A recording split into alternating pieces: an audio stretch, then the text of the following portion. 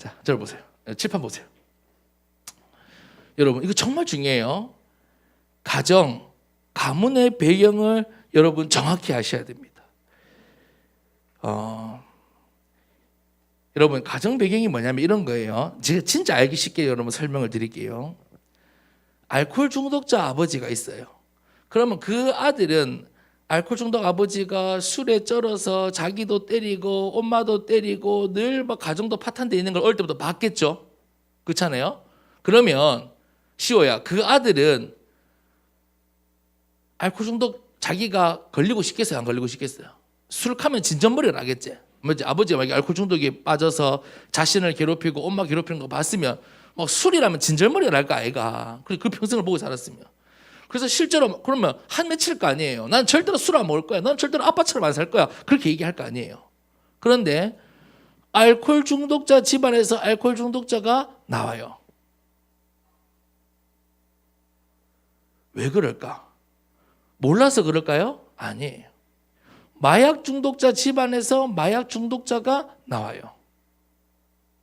근데 여러분, 그거는 우리가 좀 사회적으로 드러난 문제니까 그렇지만 그게 이혼이 됐든 때로는 뭐가 단명이 됐든 혹은 뭔가 질병의 문제가 됐든 간에 여러분의 가정과 문 꽉 닫으세요. 문 꽉 닫고 들어오세요. 여러분의 가정, 여러분은 다 가정 배경 속에 있잖아요. 여기서 여러분 가정 벗어난 사람 없잖아요. 그렇죠? 여러분에게는 다 가정이 있고 여러분의 가문이 있다 이 말이에요. 여러분이 다 그 배경에서 태어났는데 그 가정과 가문의 배경을 통해서 그 통로를 통해서 흘러오는 문제가 있다는 것을 기억하셔야 돼요. 유영이는요, 목사님하고 닮았어요. 잘 모르지? 목사님이랑 닮았는데 그렇게 예쁘기도 쉽지 않아요. 하나님 은혜예요. 얼마나 똑같이 생겼냐면 목사님 눈썹 있잖아. 눈썹 요 길이하고 요 각도가 똑같아요. 나중에 유형이 볼일 있으면 목사님 요 눈 우리 임시 집안의 특징이에요. 임시 집안 갈매기 눈썹을 가지고 있거든요. 그래 어릴 때부터 항상 친구들이 이거 붙어지면 남북 통일되자면서 목사님들 놀리고 그랬는데 우리 집안의 특징이에요. 이 갈매기 눈썹. 그리고 요 끝에 눈썹 보고 목사님 속눈썹 길잖아요. 그래서 초등학교 때 별명이 마스카라였어요. 뭐 여자애들이 목사님 마스카라라고 불렀어. 마스카라 했냐고. 자, 근데 유형이 보면요, 목사님 요 눈썹이 똑같이 생겼어요. 어린데도. 예, 뭐 붙을 지경이에요, 여기가 지금. 그리고 속눈썹이 목사님하고 똑같이 생겼어요. 그 보세요. 그리고 목사님 알레르기 체질인데 그 체질도 물려받았어요. 그러니까 육신적인 것도 우리가 부모님을 통해서 물려받잖아요, 그렇죠? 그러니까 임시 집안 사람들, 우리 집안 사람들 보잖아요. 눈썹이 다 똑같아. 우리 할아버지 초상화부터 보면 다 똑같아요, 눈썹이. 이거 시그니처예요. 우리 임시 집안 시그니처. 딱 눈썹만 보면 알 것 같아요. 우리 집안 사람이라는 걸 딱 알아요. 자, 그것처럼 육신적인 것도 물려받지만 뭐도 영적 문제도 내게 찾아와 있다는 것을 여러분 기억하셔야 돼요. 그렇다면 여러분 보세요. 이걸 모르면 어떻게 되겠어요? 우리가 이걸 모르면 어떻게 되겠어요? 똑같이 그 저주가 나에게도 와 있어요. 내 힘으로 못 벗어나요. 여러분 아까 목사님이 그냥 극단적인 예입니다. 알코올 중독을 예를 들었지만 그 자식이 알코올 중독 술 먹으면 안 된다는 거 몰라서 먹겠습니까? 누구보다 잘할 거 아니에요. 왜? 자기 아버지 속에서 봤으니까. 그런데도 못 벗어나는 거예요. 왜? 그 영적 문제가 가정과 가문의 흐름을 통해서 나에게 와 있다 이 말이에요. 여러분 신앙생활하는 것도 마찬가지예요. 죄송하지만 종교 생활하는 그리고 하여튼 그런 부분들도 다 이렇게 내려와서 전달이 돼요. 자, 그렇기 때문에 여러분 이 가정의 달을 맞아서 우리가 부모님께 잘해야 되는 거 너무 잘 알잖아요. 그런데 우리가 부모님께 잘하는 것도 내 뜻대로 안 된다 이 말이에요. 내 마음대로 안 되잖아요. 모르는 사람 있어요? 여러분들이 아무리 중2병 걸렸다 하더라도 내가 엄마 기쁘게 해야지 모르는 사람 있습니까 이게? 없잖아요. 그런데 내 뜻대로 안 된다고요. 왜 안 되느냐? 오늘 그걸 정확히 보자 이 말입니다. 그래서 여러분 포인트는 뭐냐? 가정과 가문의 배경, 이게 있구나. 이 흐름을 통해서 나에게 전달되는 문제가 있고 저주가 있구나. 이거 꼭 기억하셔야 돼요. 자, 여러분 최초의 인간인 아담과 하와는 어디서 무너졌는지 아세요?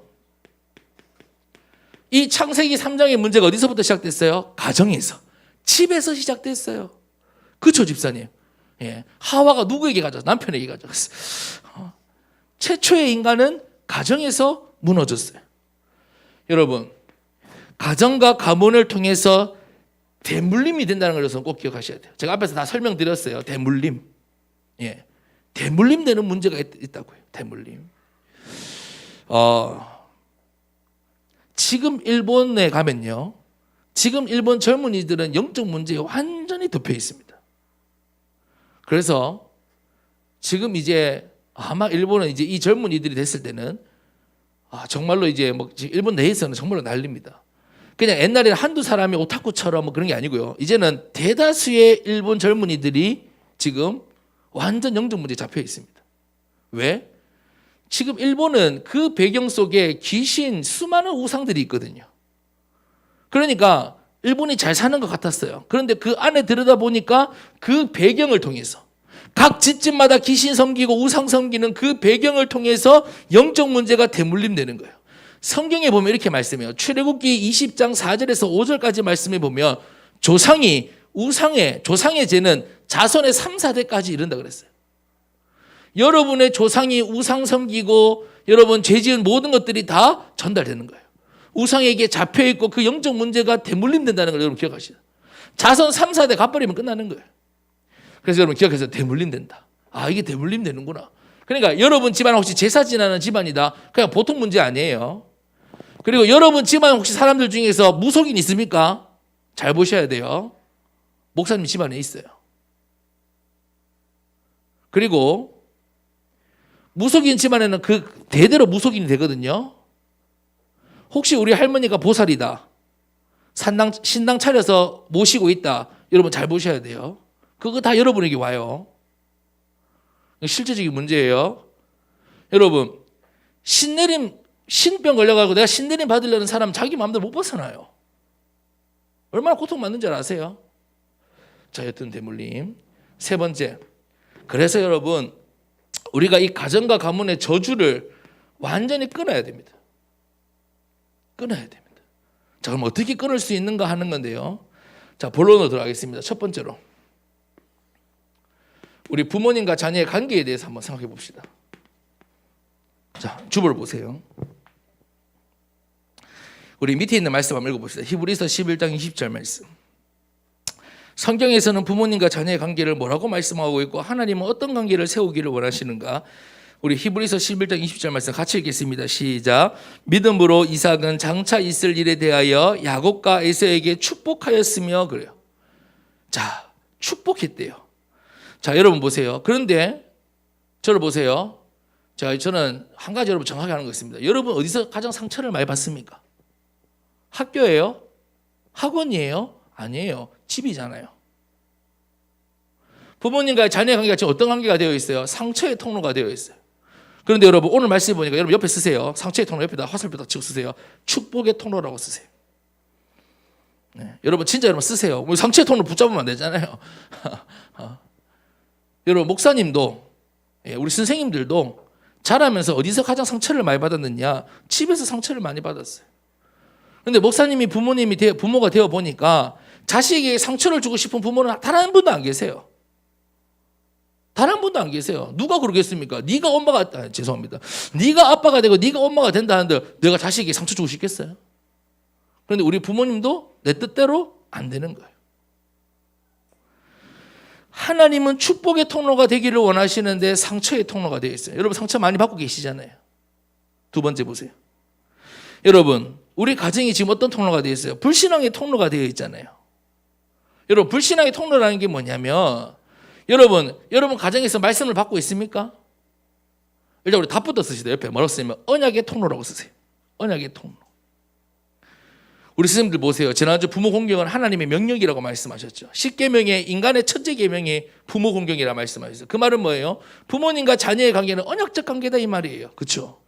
그러니까 부모님과 자녀의 관계를 통해서 보세요. 아브라함으로부터 이삭, 그다음에 야곱, 요셉까지 뭐가 흘러가요? 언약이 흘러가잖아요. 우리의 부모님과 자녀의 관계는 언약의 통로예요. 근데 여러분 뭘 전달받고 계시죠? 여러분의 가정에서 여러분 부모님에게 뭐가 전달되고 있죠? 세상 이야기, 현실 이야기 더 많이 전달받고 있죠. 그러면 보세요. 하나님이 보시기에는 그것은 불신앙의 통로인 거예요. 아무리 좋은 말이라 할지라도 그것은 불신앙의 통로가 되는 겁니다. 세 번째, 여러분, 그러니까 보세요. 인본주의. 야, 공부부터 해. 주일날 무슨 예배야. 학원부터 가. 네 시험 치는 게 급하지. 학원 가는 게 급하지. 인본주의의 통로가 되어 있잖아요. 그런데 원래 하나님은 이 가정을 어떻게 만드셨냐? 옆에 씁니다. 영적 생활의 통로라고 쓰세요. 영적 생활의 통로. 야곱은 죽을 때까지 자녀들 앞에서 예배드렸습니다. 아브라함은 이삭을 데리고 정말로 그리스도를 발견하는 번제단으로 올라갔습니다. 네, 꼭 기억하셔야 돼요. 영적 생활의 통로입니다. 예. 부모님을 통해서 우리 자녀들이 영적 생활을 배워야 돼요. 자, 그런데 지금 어때요? 인본주의를 더 많이 배워요. 야, 세상을 살아가려면, 세상에서 살아남으려면 예배보다는, 기도보다는, 말씀보다는, 그건 목사님이 하는 얘기고, 너희는 먼저 시험 성적부터 급하고 학원부터 먼저 가야 되고, 이게 지금 우리 부모님을 통해서 우리 자녀들에게 전달되고 있단 말이에요. 그래서 여러분 꼭 기억하세요. 하나님은 우리 가정을 어떻게 세우기를 원하시느냐? 축복의 통로, 언약의 통로, 영적 생활의 통로로 세우기를 원하신다는 거. 자, 그러면 이렇게 되려면 어떻게 해야 되느냐? 두 번째로, 여러분, 우리가 오늘 메시지 제목이 부모를 향한 자녀의 도리잖아요. 하나님은 오늘 본문을 통해서 이렇게 말씀하세요. 자녀들아, 우리 전부 자녀들이잖아요. 우리 중고등부 저를 보세요. 부모님께 순종하고 공경하고, 공경이 무슨 말인지 아세요? 무겁게 여기라는 말이에요. 여러분 너무 가볍게 여기잖아요. 죄송합니다. 저도 그렇습니다. 저도 말씀드려서 회개 많이 했어요. 여러분 부모님을 가장 가볍게 여기잖아요. 솔직히 여러분 어디 가서는 그렇게 안 하는데 여러분 부모님은 완전 발톱에 때만큼 여기잖아요. 그리고 공경하라. 그리고 부모님을 기쁘게 하라 말씀하세요. 근데 보세요. 그렇게 하고 싶은데 그렇게 하려면 어떻게 해야 되느냐? 왜 우리가 부모님과 자녀의 관계가 왜 상처의 통로가 되어 있느냐? 우리 부모님도 우리 자녀들에게 잘하고 싶고 우리 자녀들도 부모님에게 잘하고 싶은데 그걸 몰라서 그러냐 이 말이 아니란 말이에요. 그럼 어떻게 하면 우리 가정을 이렇게 세울 수 있는가? 자, 로마서 4장 18절 말씀 읽겠습니다.